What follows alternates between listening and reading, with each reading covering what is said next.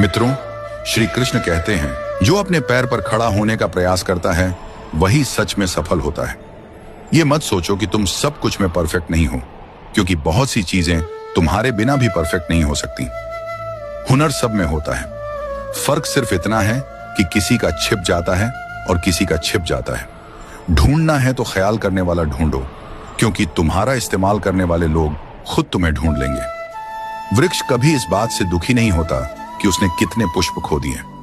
वह हर नए मौसम में नए फूलों के आगमन में व्यस्त रहता है। यही जीवन का सार है, बीते हुए को छोड़कर आगे बढ़ना। जीवन में कितना कुछ खो गया, इस पर रोने से बेहतर है कि सोचा जाए कि अब क्या नया किया जा सकता है।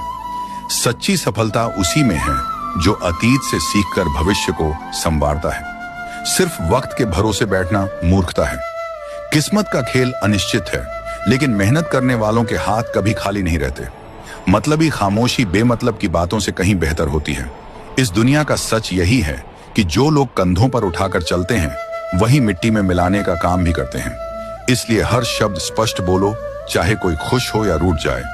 अगर अपनों को बार बार एहसास दिलाने की जरूरत पड़ने लगे तो समझ लेना कि वे अब अपने नहीं रहे। जब हम लोगों की शक्ल देखकर उनके इरादे समझने लगते हैं, तब हमारी नजर और साफ हो जाती है। मृत्यु के बाद जीवन का कटु सत्य यही है, पत्नी केवल मकान तक, समाज श्मशान तक, पुत्र अग्निदान तक और केवल आपके कर्म भगवान तक जाते हैं।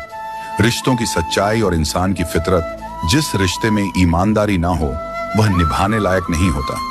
ऐसे रिश्तों में समय लगाने से केवल दर्द ही मिलता है। एक हम हैं जो खुद को अब तक पूरी तरह नहीं समझ पाए, और एक ये दुनिया है जो पता नहीं हमें क्या क्या समझ बैठी है। लोग अपने कर्तव्यों को भूल जाते हैं, लेकिन अपने अधिकारों को अच्छी तरह याद रखते हैं। आज के दौर में बहुत अच्छा होना भी एक गलती बन गई है।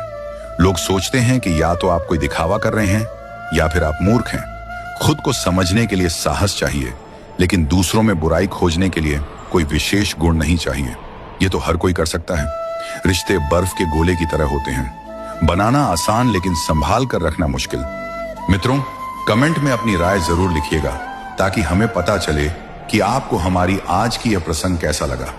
और हाँ, अगर आपके हृदय में श्री कृष्ण जी के प्रति सच्ची श्रद्धा है तो इस वीडियो को एक लाइक करके तथा कमेंट में जय श्री कृष्ण अवश्य लिखें।